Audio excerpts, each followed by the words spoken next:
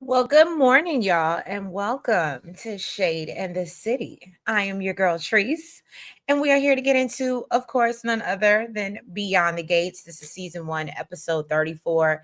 This is actually yesterday's episode, so April 14th. All right. So yeah, y'all, if you haven't already, please do me a favor, go ahead and hit that like button.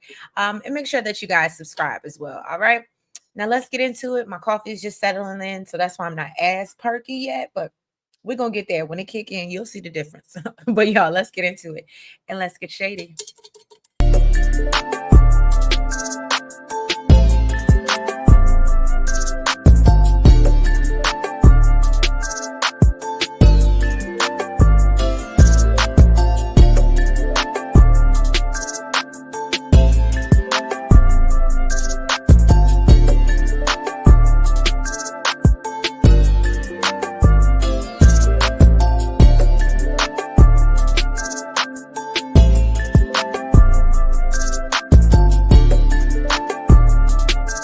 So this episode kicks off. It's Kat's birthday. All right. Confetti. Happy birthday, Kat. All right.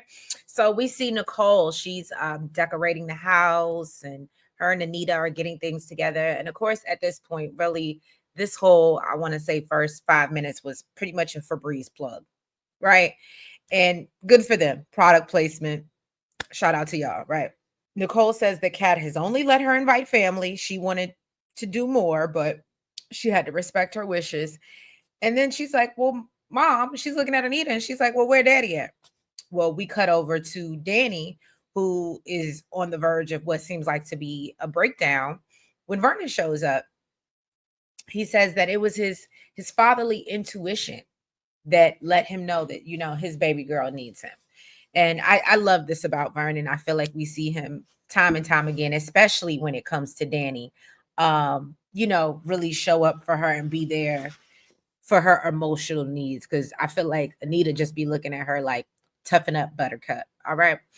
So then, he's sitting with her, he's reminiscing on his difficult time that the difficult times that he had as an activist, and questioning whether he was just following in his father's footsteps and, because of who he was, or was he truly passionate about the movement and going out beyond the gates and really, proving himself. Then he said it all changed when he met Anita. Everything, what he said, my whole life has changed. That's what he was given. All right. And he no longer cared about, what other people thought about him. And Danny says that, she feels ashamed for the mistakes she's made. She talks about being fired from the charity. Vernon tells her, there's no shame in needing a hand up. And he believes all of this is because of Bill. This is all because of Bill. And although I agree with you, Vernon, to a certain extent, your daughter has a portion in this. Okay. What do they say? Now, they do say for every action, there's a reaction. But still, for your reaction, there might be another action, if that makes sense. And as we know, Vernon and Anita have put her in charge of, they are in head of the made her, yeah, in charge of their charity, basically. So that's what's going on. And so she just feels like, oh my God, my parents had to, pretty much give it, it's the nepotism of it all. She don't want it to seem like that, right? Danny tells her father that she came out, she kissed Bill, and said that she feels bad because she thought maybe they could work it out, maybe they could get back together. As we know, she was still hopeful. And when actuality, we know he was actually over there to talk about Haley and getting her access and accepted into the country club. She said, she realizes that he really loves Haley, or he looks at Haley a lot like how he used to look at Danny, is what she said. And so Vernon tells her the fact that she can accept that is a very big step. And I absolutely agree. And lets her know, and it's so funny. I was literally talking to Nels about this yesterday, but I'm a true believer that, yeah, when you go through some storms, and it might be rough while you're going through it, right? But on the other side, I always feel like, spiritually, religiously, there's always something meant for you. There's a reason why you're going through those troubled waters, because there's calm waters on the other side, right? So I hope that's what it is for Danny. And she can finally find those calm waters.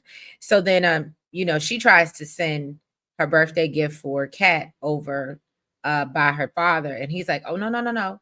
He's like, what you not gonna do is let Bill mess up your good time. And I absolutely agree. And so he drags her over to Kat's birthday party. Now Naomi has shown up in her daddy's office, Bill, and Bill says that he spent more time with her since the case started than he ever has before. So Naomi lets him know that she's not there as his daughter. And I'm here because my clients deserve a speedy justice, a speedy trial. And right now, it says your calendar is booked, but when you go to the court docket, it says you're completely open. So where's the confusion? Where's the mix up? So Bill checks his calendar. He's like, "Oh, you're right. I am open." He's like, "The only thing that I have, or I think he said he left a room or something like that for doctor's appointments," which of course makes Naomi's ears spark up. And so she's like, "Oh, so are you still having issues with your hand? Because we know Bill had the numbness." I don't know, y'all. I said this. I guess I don't know what you call it. I scatted yesterday while I was watching it live, and I really think Bill is faking this. I feel like more convinced now, because you can just see the way as soon as he mentions, or I don't know. I don't know. Maybe I'm wrong. Maybe I'm wrong, but I just, for some reason, it makes me feel like this isn't serious. This is definitely a manipulation tactic that he's using to try to bring his daughter back in. She tells him, "Look, don't you be mismanaging or rearrange or rescheduling no doctor's appointments. You go ahead, you do what you need to do. Matter of fact, I'll take you." And so I know he said it was his annual physical, but Naomi trying to hear that, because like she said, honestly, I don't feel like I can trust anything that you say after everything that we've been through. And then she said, "And that little heifer of yours, Haley, I damn sure, oh, I don't trust your child bride over here." I said, "Not child bride, not child bride, Naomi." That was a low blow. She agrees to, yeah, take him herself, and we'll see. But Bill clearly is just happy that Naomi cares at this point, right? Which is, I mean, it's weird that you gotta fake like you're sick just to get the love and attention that you want. But I guess if you're a butthole, that's what that gets you, right? Now, Tomas, okay, Tomas. That's how we say it over here. Okay. That's how the BTG Shade Squad says it. Tomas. All right. Now, him and Kat are off Regine's.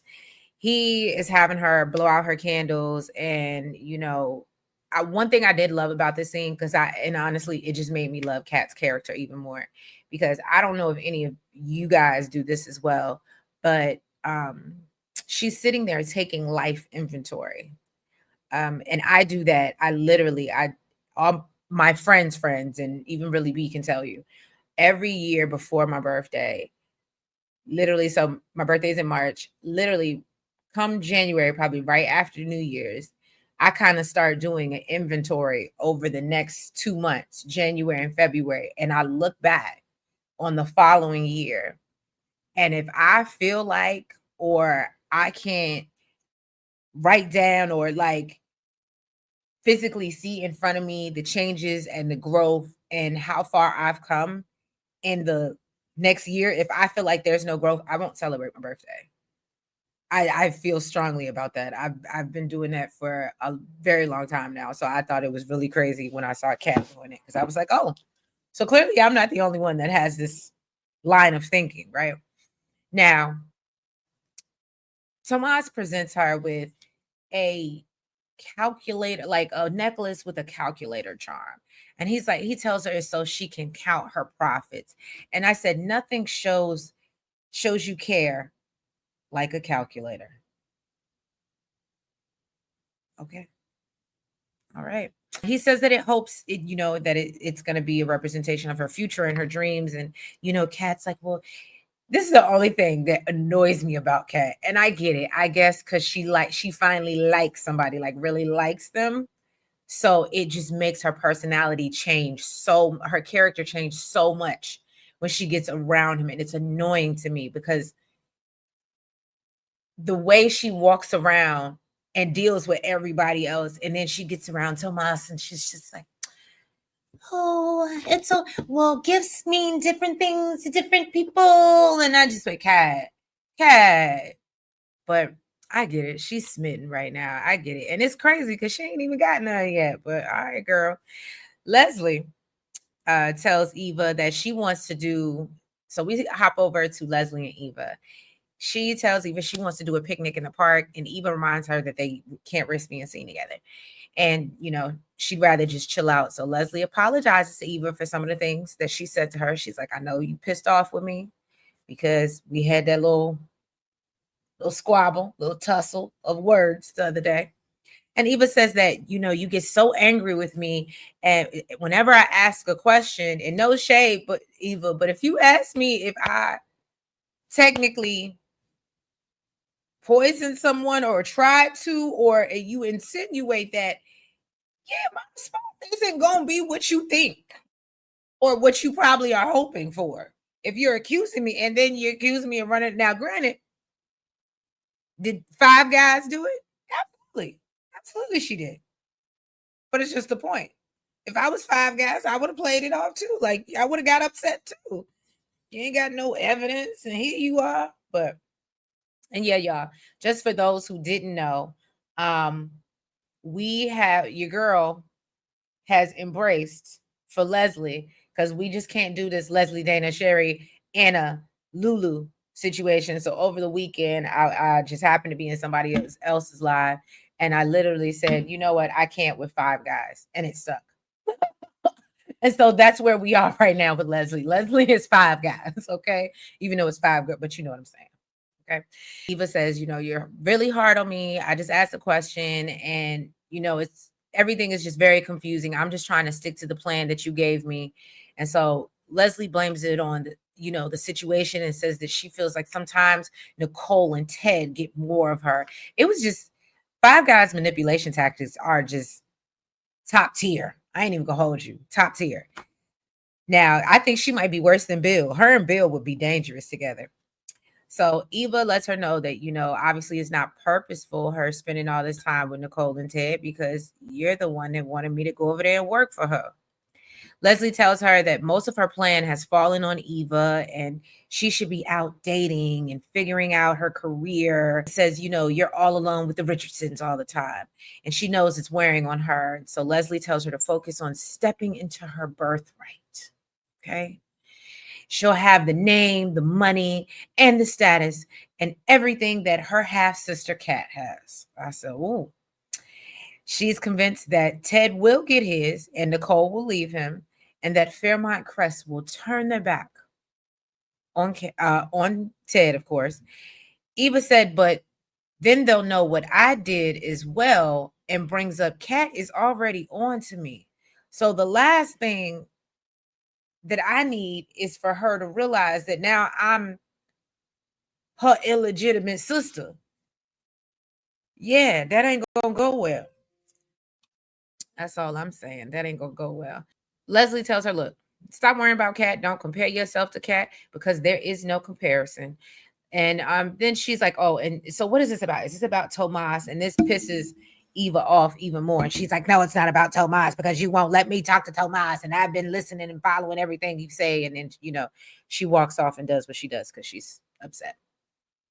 Nicole has gotten a delivery of roses, and it's from Ted. It's a 20-year push gift, I guess. And he thanks her for, pushing Kat out all those years ago. And Anita is just very impressed. And she's like, he does this every year. And apparently this is something he normally does. And Nicole talks about, how she thinks that he does it because they went through such a difficult time back then. So she confirms what Ted confirmed last episode, that She was really angry. She went through all these miscarriages. She was upset with her body.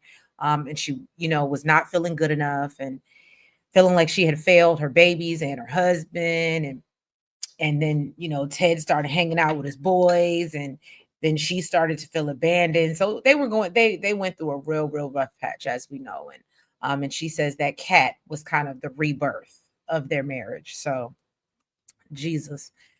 Then we jump over to Offrey Jeans. Naomi meets up with Jacob, which we have not seen Jacob in a while. And I can't say that I missed him or in this Malone storyline. But I don't know. Y'all drop down in the comments. Let me know what you think. So she meets up with Jacob. She worries that if she wins this case against her father, that it could possibly bankrupt his firm. And Jacob tells her that, it's up to her to figure out what she wants. And so he thinks that Bill could possibly be faking his health issues for sympathy, which I think we all kind of are starting to feel that way. However, Naomi does believe that he was sincere and, feels like her dad was almost embarrassed by it. So she says that, one day, even if he is faking it now, one day he won't be. And so she's thinking ahead to the future and where they are now. And she's like, and I don't even know if Haley will call me. Although she feels her father deserves to be destroyed in court, she realizes that is still her dad. And Jacob reminds her that, look, your mother gave you the blessing to make your own decisions about your daddy. So you should do so. And so Naomi thinks that, if she makes up with her dad, it could also be detrimental to her clients and her case. So she's now between a rock and a hard place because we see that she clearly wants to, or is leaning towards she wants to kind of make amends with her dad. Haley comes into Bill's office and, he's recapping his visit with Naomi. He's hopeful that, he might be getting his daughters back. And then Haley lets him know that she has some news to share of her own. All right. And she said, and this might make you lose your daughters again. And she tells him, hey, by the way, I'm late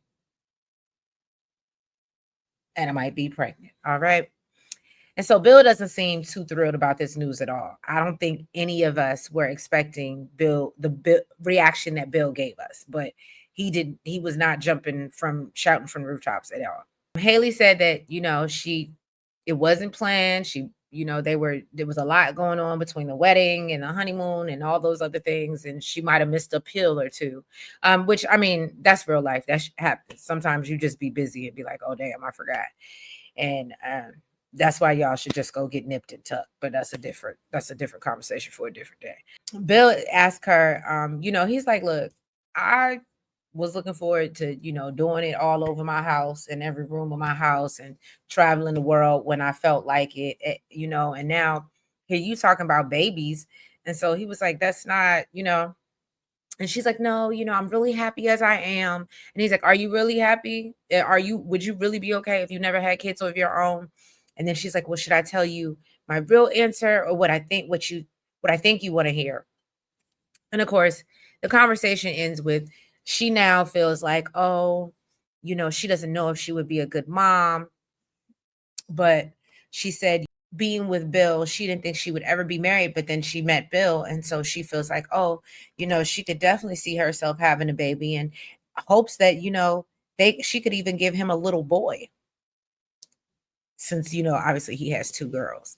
And so Bill kind of likes the idea of this. And so Haley says, oh, well, I'm only a little late, so it might just be a crazy dream, but they've already put that bug out there. And I don't want a little Haley or Bill Hamilton. I don't. I don't know how y'all feel. Y'all can drop down in the comments. I was just like, no. But you know what? It's so soap opera-ish that I knew it was coming. I knew it's a soap opera. I knew it was coming. A baby got to come in at some point. And they're the newly married couple. So it only made sense, right? So now Kat's parents are giving Kat her flowers on her big day. And Kat tells her dad that, Tomas is coming over. So, play nice. So Anita asked about Danny. And Bernie lets her know that, look, she's still hurting right now. And Chelsea shows up and she notices the bling on Kat's neck. And she said, okay, girl. Okay. And so Kat tells her that she's getting closer, basically, to wanting to give up her cat to Tomas. Okay. Martin walks in and introduces Tomas. I guess he found him outside. And so apparently Smitty isn't there because he's working. But apparently Smitty bought the gift, which is all Cat cares about. Now, Eva shows up and Nicole runs, Eva shows up and Nicole runs over to her. Now, why Eva is there, I don't know. Eva claims that this was not on Nicole's calendar. And Nicole said she did admit she didn't put it on her calendar because, the tension and whatever between Kat. And so she's like, look, I just left my coat. I just came back to get my coat. I can come back tomorrow. And I honestly, if I know it wouldn't have been the nice thing to do, but at the end of the day, for my child, and it's her birthday, yeah, you would have had to come get your coat tomorrow, sis. What I'm not going to do is tell you, oh, no, go get yourself a piece of cake while I go grab your coat.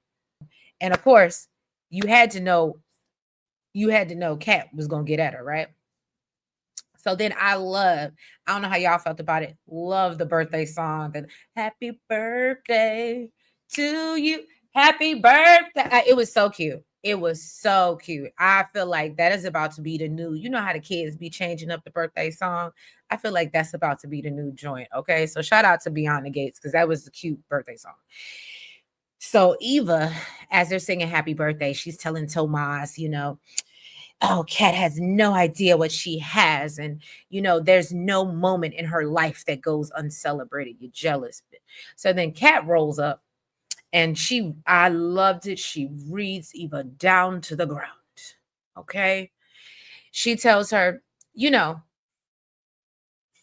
look, sis, it's one thing for you to show up somewhere you're unwanted. But now to be talking junk about me, the birthday girl, to my date, she said, thanks. Thanks for being the icing on my cake. I said, ooh. So then Eva tries to speak and Cass says, mm-mm-mm.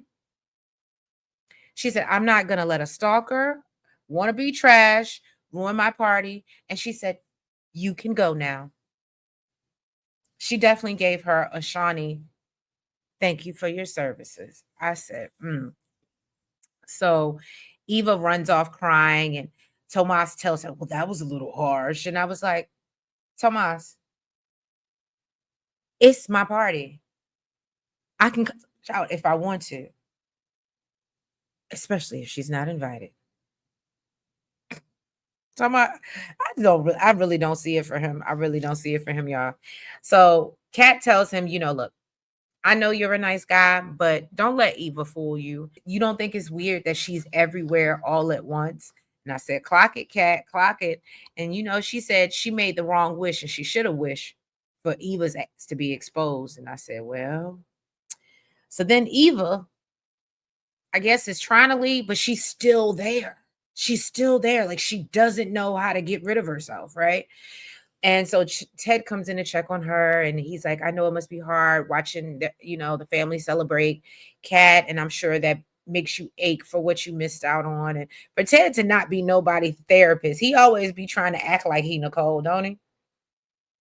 So Eva says that, the woman that raised her, went all out as much as she could. And Ted says, well, she must have been a very good woman. And, this obviously triggers Eva because we know that woman is Five Guys. Okay. So she decides to go and he tells her that, there's different kind of families and some you make yourself. And he tells her to consider her and Nicole as family and that she's welcome anytime. And then he embraces her in an unexpected hug, which, throws Eva off, of course. Now, Nicole is making drinks for her sister, but Danny clearly does not need any more. All right.